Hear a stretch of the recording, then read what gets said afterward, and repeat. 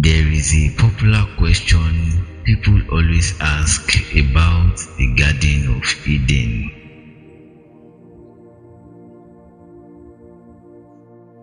If God already knew Adam and Eve would eat the fruit, then why plant the tree there in the first place? Now, think about it like this. Take the death of Jesus as an example. God already knew Christ would die for mankind. Meanwhile, the devil also pushed for his death, but for a completely different reason. The enemy thought he was destroying God's plan, not realizing he was unknowingly helping fulfill it. It's almost funny when you think about it.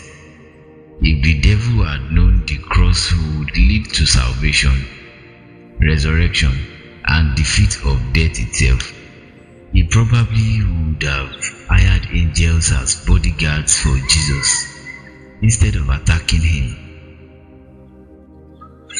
Same situation in Eden.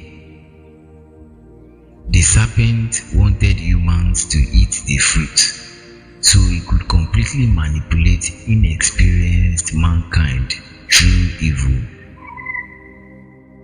But God could also use the same knowledge for mankind's growth, maturity, and understanding.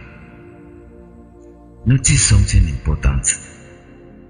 The serpent did not completely lie. He said, "You shall be like gods." That was a half-truth, because knowledge truly expands consciousness.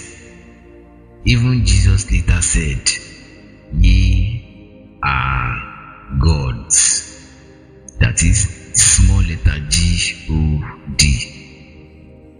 Gods in this concept does not mean the creator God himself, the source of all creation that was not created. God in this concept means a creator. When you look at it, humans are creators. That is why they are called God. But the serpent conveniently forgot to mention the dangerous side effects, like spiritual death, pain, corruption, temptation, suffering. Basically, the terms and conditions nobody reads. Adam and Eve, before eating the fruit, were innocent, almost like children. They were naked and didn't even think anything was wrong with it. No shame and no deep moral awareness. They were just existing peacefully. If humanity remained in that state forever, they might never fully develop discernment, wisdom, creativity, responsibility, or conscious love. They would live safely, but almost mechanically. When you observe closely, the fruit was called the tree of the knowledge of good and evil.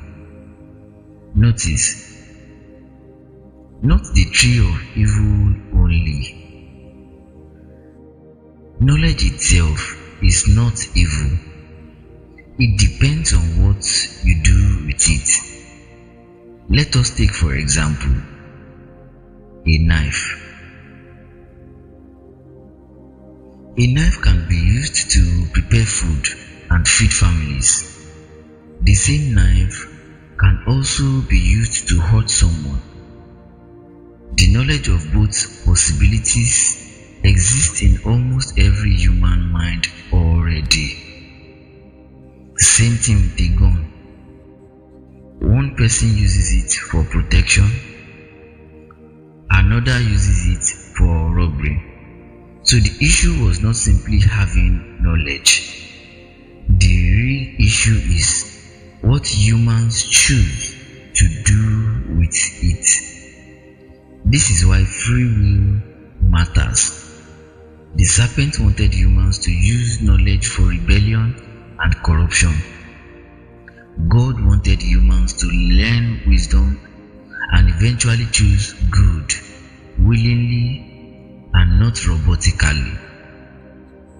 And this may also explain why God stopped them from eating from the tree of life afterward.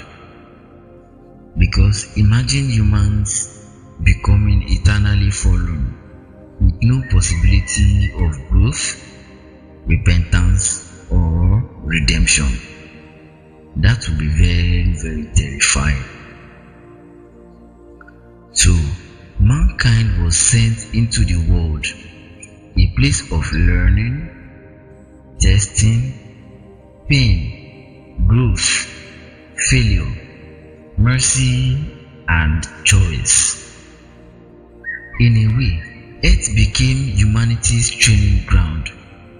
At the end, the separation is not between people who had knowledge and people who didn't. It is between those who used knowledge to pursue good and those who used it to pursue evil. But knowledge in itself is neutral. The heart using it is what determines the outcome. Welcome to Philadelphia, a place where we connect all dots across all religions.